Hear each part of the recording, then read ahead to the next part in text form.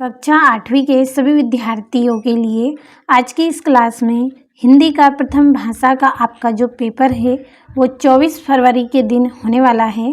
तो 24 फरवरी के दिन एग्ज़ाम में यदि अच्छे अंकों से आपको पास होना है, अच्छे अंक आप प्राप्त करना चाहते हैं, तो आज की इस क्लास में जितने भी प्रश्न बताऊंगी, पूरे महत्वपूर्ण प्रश्न आपको बताऊंगी। कंप्लीट अच्छे से कर लेना है आपको। तो आपके जो पूर्णांक हैं वो 60 हैं और समय आपका 3 घंटे का रहेगा और निर्देशांक आपको यहाँ पे दिए गए हैं। और बहुविकल्पी प्रश्न हैं आपके 1 से लेकर 5 तक, एक एक अंक के सही विकल्प हैं। तो पहला है मध्य प्रदेश राज्य का गठन कब हुआ? तो मध्य प्रदेश राज्य का गठन 1 नवंबर 1956 को हुआ। दूसरा है हेलन केलर कौन थी? तो हेलन केलर विचारक थी। तीसरा है आपका श्री मुफ्तानंद जी से मिलिए पाठ किस विधा का है? तो श्री मुफ्तानंद जी से मिलिए पाठ व्यंग विधा का है। चौथा है आपका राजस्थान के चूरू जिले में हिरणों की रक्षा करते हुए किस शहीद को मरणों उपरांत शौर्य चक्र से सम्मानित किया गया था? तो निहाल चंद बिश्नोई को मरणों उपरांत शौर्य चक्र से सम्मानित किया गया था। अगला है भारतीय इतिहास का स्वर्णकाल था। तो भारतीय इतिहास का स्वर्णकाल गुप्त काल था। तो ये हो गए हैं आपके पूरे सही विकल्प।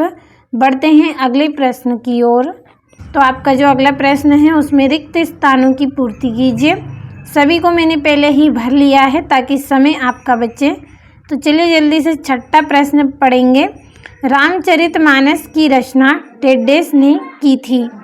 रामचरितमानस की रचना तुलसीदास जी ने की थी। सातवां है नर्मदा नदी की लंबाई 1.5 मील है। नर्मदा नदी की जो लंबाई है वो कितनी है? 800 मील है। आठवां है विश्व पर्यावरण दिवस 1.5 को मनाया जाता है। विश्व पर्यावरण दिवस है वो 5 जून को मनाया जाता है। 9वां है महारानी अहिल्याबाई ने 1.5 में किला और शिव मंदिर बनवाया था। तो महारानी अहिल्याबाई है, उन्होंने महेश्वर में किला और शिव मंदिर बनवाया था। आपका 10वां प्रश्न है गांधी जी 1.5 को अपना राजनीतिक गुरु मानते थे। तो गांधी जी गोपाल कृष्ण गोखले को अपना राजनीतिक गुरु मानते थे। तो ये आपके यहाँ पे रिक्त स्थान हो गए हैं। अब 11वां प्रश्न हम समझेंगे। ये आपका यहाँ पे अति लघु उत्तरीय प्रश्न है, 11 से 16 तक 2-2 अंक के हैं। तो 11वां है आपका सलीम अली का पूरा नाम क्या था? सलीम अली का पूरा नाम क्या था ये आपको बताना है। 12वां है भोपाल रियासत की प्रमुख विशेषता क्या थी? 13वां है पेट के बल लेटकर किए जाने वाले आसनों के नाम लिखिए। 14वां है दिक आंबर शब्द में कौन सी संधि है? 15वां है सुर के मन को सुख कहाँ प्राप्त होता है? 16वां है दोहा छंद के प्रत्येक चरण में कितनी मात्राएं होती हैं? तो ये 2-2 नंबर के प्रश्न आपके पूरे हो गए हैं। अब आपके जो 3 अंक वाले प्रश्न हैं वो है लघु उत्तरीय प्रश्न, 17 से 22 तक हैं जो 3-3 अंक के हैं। 17वां है मध्यकालीन भारत में संगीत की परंपरा कहाँ से प्रारंभ हुई?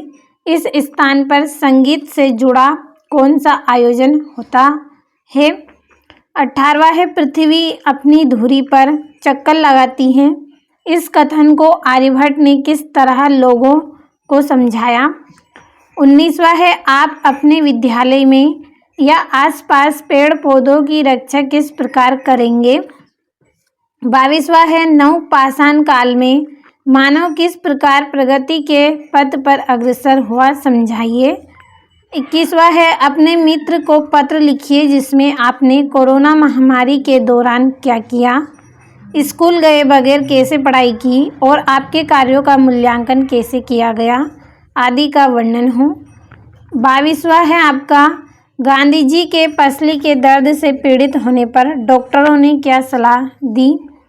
दीर्घ उत्तरीय प्रश्न है 23 से 26 तक जो कि 5-5 अंक के हैं। तो थोड़ा सा हम इसको बड़ा कर लेंगे ताकि आप अच्छे से देख पाएँ।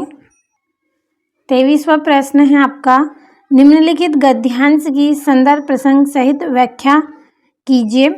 तो यहाँ पे आपको इसकी संदर्भ प्रसंग व्याख्या करनी है 5 नंबर में, और ये 24वां प्रश्न है। दिए गए पद्यांश का संदर्भ सहित भावार्थ लिखिए। अगला प्रश्न है आपका, देश के प्रति आपके क्या क्या कर्तव्य हैं, आप उन्हें कैसे पूर्ण करेंगे, अपने शब्दों में लिखिए। और ये आपका यहाँ से 26वां प्रश्न है। निम्नलिखित में से किसी एक विषय पर निबंध लिखिए। पहला है राष्ट्रीय पर्व, दूसरा है विज्ञान के चमत्कार, तीसरा है कंप्यूटर की उपयोगिता।